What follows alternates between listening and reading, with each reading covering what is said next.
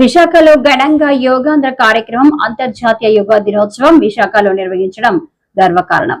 యోగా జీవన విధానంలో భాగం కావాలి. యోగాంధ్ర కార్యక్రమంలో హోంమంత్రి అనిత.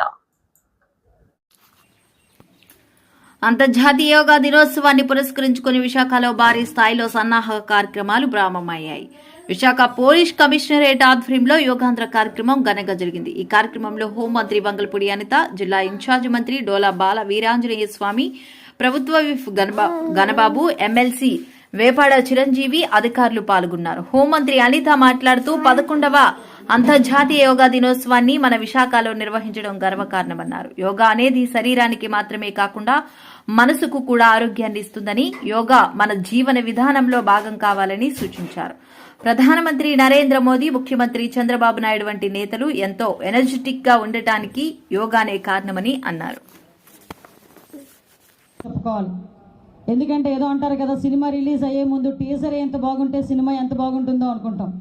అదేవిధంగా ఈరోజు మా పోలీస్ వ్యవస్థ, అదేవిధంగా నేవల్ కమాండెంట్, నేవీ, అదేవిధంగా గ్రేహౌండ్స్ వాళ్ళు, battalions, city police, Anakapalli police and Vizianagaram police, రాష్ట్ర వ్యాప్తంగా ఉన్న పోలీస్ డిపార్ట్మెంట్లో అందరూ కూడా ఈరోజు యోగాని ప్రమోట్ చేయడానికి, అంతర్జాతీయ యోగా దినోత్సవం సందర్భంగా అందరం కూడా యోగాలో మేము పాలు పంచుకుంటున్నామని చెప్పడానికి ఒక మంచి ఈవెంట్ని ఈరోజు ఈ విశాఖ సముద్ర తీరం వేదికగా ఏర్పాటు చేసినందుకు ప్రత్యేకంగా కలెక్టర్ గారికి ధన్యవాదాలు, నమస్కారాలు తెలియజేసుకుంటూ, ఈ కార్యక్రమాన్ని నిర్వహించిన మా డిఐసీ గారికి కూడా ప్రత్యేకంగా ధన్యవాదాలు తెలియజేసుకుంటూ, మా సిటీ పోలీస్కి, అదేవిధంగా ఈ కార్యక్రమానికి నాతో పాటు ముఖ్య అతిథులుగా విచ్చేసిన పెద్దలు గౌరవనీయులు ఇన్ఛార్జ్ మంత్రివర్యులు బాల వీరాంజనేయ స్వామి గారికి, అదేవిధంగా ఎమ్మెల్యేలు గణబాబు గారికి, విష్ణుకుమార్ రాజు గారికి, ఎమ్మెల్సీ చిరంజీవి గారికి, అదేవిధంగా పెద్దలందరికీ కూడా పేరు పేరున ఎక్స్ఎమ్మెల్సీ దువర్ రామారావు గారికి, గండి బాబ్జీ గారికి, జేసీ గారికి, అందరికీ కూడా పేరు పేరున ధన్యవాదాలు, నమస్కారాలు తెలియజేసుకుంటూ,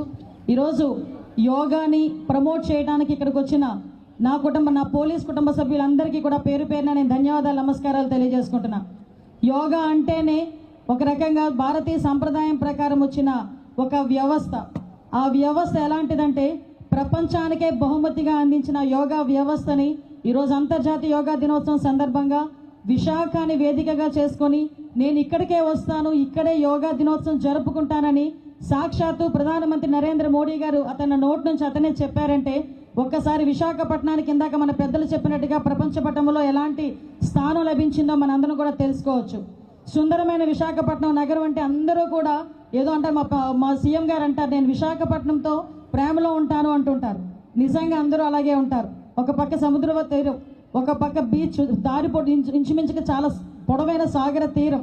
ఇలాంటి సాగర తీరంలో ఇలాంటి ప్రమోషన్ కనుక వస్తే డెఫినెట్గా ప్రపంచవ్యాప్తంగా ప్రజలందరూ కూడా యోగాకి కనెక్ట్ అవుతారు. యోగాతోని కేవలం ఏదో ఆసనాలు చేసామన్నది కాకుండా మన శరీరాన్ని, మనసుని ఏకం చేసే యోగా అన్నది మన జీవన శైలిలో ఒక భాగమైపోవాలి అన్న విషయాన్ని మనందరం కూడా తెలియజేసుకోవాలి.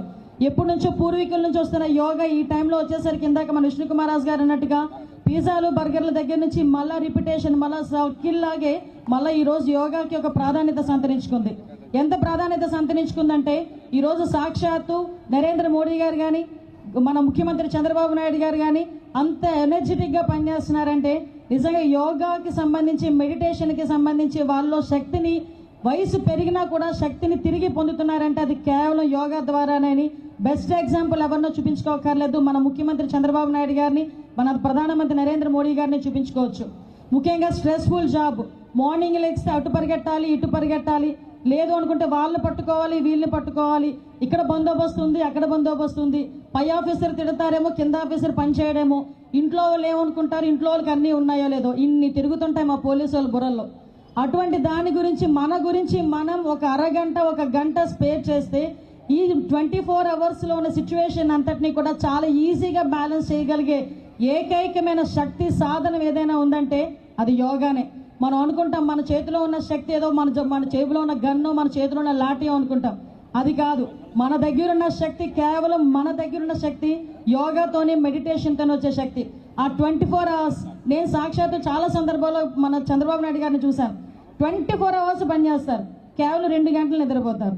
అసలు ఆయనకి నిద్ర ఎలా సరిపోతుంది ఒక్కొక్కసారి అనిపించే పరిస్థితి నుంచి తర్వాత ఒకసారి ఏదో సందర్భంలో కనుక్కుంటే యోగా నిద్ర 10 minutes పవర్ న్యాప్ అంటారు కదా, అది కూడా యోగాలో ఒక భాగమే. ఇలాంటివన్నీ కూడా యోగాలో మనకు చేర్పించబడతాయి. ముఖ్యంగా మన నెక్స్ట్ జనరేషన్ని కూడా అత్యంత శక్తివంతమైన యోగాను మనం అందించడంలో ఈరోజు మనందరం కూడా భాగస్వాములు అవుతున్నాం. ఇదే స్ఫూర్తిగా ఈరోజు ఏదైతే మనకి జిఓఎం వేశారో, మనకి గ్రూప్ ఆఫ్ మినిస్టర్స్ వేశారో, అందులో నారా లోకేష్ గారు ప్రత్యేకంగా దీని మీద దృష్టి పెట్టారు. ఏదైతే జూన్ 21 నరేంద్ర మోడీ గారు ఇక్కడికి వచ్చి యోగా దినోత్సవం జరుపుకోబోతున్నాం. ఆ రోజు ఒక రికార్డు నెలకొల్పబోతున్నాం. దానికి సంబంధించి రాష్ట్ర వ్యాప్తంగా ఉన్న ప్రజలందరికీ కూడా యోగా మీద ఒక అవగాహన రావాలి అని చెప్పి ప్రతి డిపార్ట్మెంట్ కూడా స్టేట్ లెవెల్లో ఒక్కొక్క జిల్లాలో ఒక్కొక్క డిపార్ట్మెంట్ వాళ్ళు, అదేవిధంగా ప్రజలందరి మమేకమై యోగా నిర్వహించాలని చెప్పి నిర్ణయించుకున్నాం.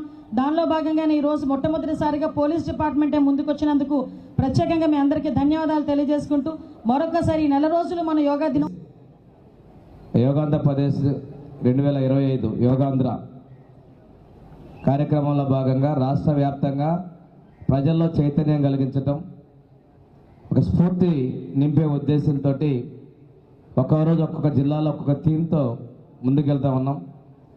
ఈ విశాఖలో జరిగేటువంటి యోగాంధ్రకి ఇప్పుడే హోమ్ మినిస్టర్ గారు పోలీసుల యొక్క స్థైర్యం, ధైర్యం, విధులు చెప్తూ పోలీస్ శాఖ ఈరోజు ఇక్కడ 5,000 మందితో యోగాంధ్ర కార్యక్రమం పార్టిసిపేట్ చేస్తుంటే స్వయాన ఆ శాఖ మంత్రి గారు పాల్గొనడం కూడా ఇక్కడ గొప్ప విశేషం, అదృష్టంగా భావిస్తున్నాం. ఇక్కడే కాదు, ప్రతి జిల్లా కేంద్రంలో కూడాను రోజు ఒక్కొక్క థీమ్తో హ్యూజ్ ఈవెంట్గా కూడా మనం తీసుకుంటా ఉన్నాం. రాష్ట్రంలో 2 కోట్ల మందితో జూన్ 21వ తేదీన యోగాంధ్ర నిర్వహించాలని ప్రభుత్వం నిర్ణయం చేసింది. అందులో ఉన్నటువంటి అధికారులందరూ కూడా అధికారులు, ప్రజాప్రతినిధులు భాగస్వాములై ప్రజలు చైతన్యపరుస్తున్నారు. ఇక్కడికి గొప్ప ఏంటంటే మనకి సాక్షాత్తు ప్రధానమంత్రి నరేంద్ర మోడీ గారు కూడా ఈ ఆర్కే బీచ్లోనే యోగోత్సవంలో పాల్గొనడం మనం అదృష్టంగా భావిస్తున్నాం. ఇంతకుముందు ఉన్న రికార్డుల్ని అధిగమించి కొత్త రికార్డుని, ప్రపంచ రికార్డుని సాధించేందుకు ఈ విశాఖ వేదికగా కాబోతుండడం మన అదృష్టంగా భావిస్తున్నాం. ఎంటైర్ విశాఖపట్నం, ఆంధ్రప్రదేశ్ మొత్తంలో కూడాను ప్రతి ఒక్క వర్గాల్లో కూడా చైతన్యం నింపుతున్నాం. ప్రతి చోట కూడా ఈరోజు ఎక్కడ మాట్లాడినా కానీ రేపు జూన్లో 21వ తేదీ జరిగేటువంటి యోగా గురించి చర్చ మొదలవుతూ ఉంది. అందువల్ల దీన్ని మనం విజయవంతం చేయాలి. మన సాంప్రదాయాలు కనుమరుగుతున్న పరిస్థితుల్లో తిరిగి మళ్ళీ మనం అదే స్థితిలోకి వెళ్తున్నాం. భోజన అలవాట్ల దగ్గర నుంచి ఈరోజు మళ్ళీ కూడా రాగులు, సజ్జలు అనేటువంటి పరిస్థితుల్లో మనం వెళ్తున్నామంటే ఇది ఆరోగ్యం మీద పెరుగుతున్నటువంటి అవగాహన, శ్రద్ధ. ఈ యోగా వల్ల మన యొక్క ఆరోగ్యం, దాంతోపాటు ఆనందం పెంచడం అనేది మన జీవితంలో భాగస్వామి కావాలనే లక్ష్యంతో ఈ కార్యక్రమాలు మనం తీసుకుంటున్నాం. ఇక్కడ రేపు జరగబోయేటువంటి కార్యక్రమం ప్రతిరోజు కూడా అవగాహన కల్పించడంలో మీరందరూ కూడా మన చుట్టుపక్కల వాళ్ళందరిలో కూడా చైతన్యం కలిగించి ఈ యోగాంధ్రాన్ని విజయవంతం చేయాలి. మెగా ఈవెంట్ రేపు 21వ తేదీ జరిగేటువంటి ఈవెంట్లో ప్రధానమంత్రి, మండలి సభ్యులు, శాసనసభ్యులు మరియు కార్పొరేషన్ చైర్మన్స్,